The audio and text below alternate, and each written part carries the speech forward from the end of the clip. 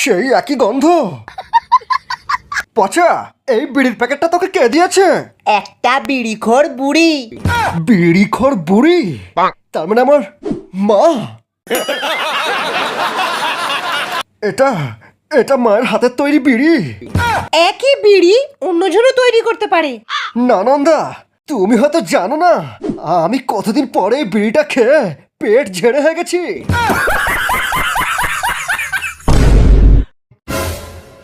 মা, মা, তুমি জানো যে আমি তোমার স্পেশাল বিড়ি ছাড়া কিছু খেতে পারি না মা।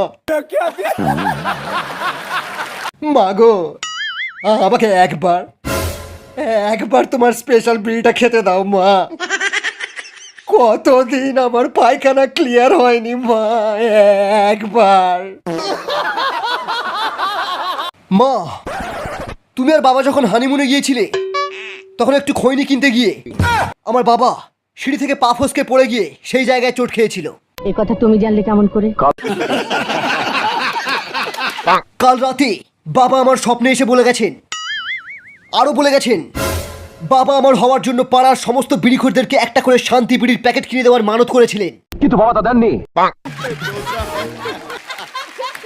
এখন এই বিড়িখোরগুলো আমাদেরকে শ্রাপ দিয়েছে, বলেছে এই রাজমহলে সবার পায়খানা বন্ধ হয়ে যাবে, বুকে গ্যাস উঠে সবাই মারা যাবে।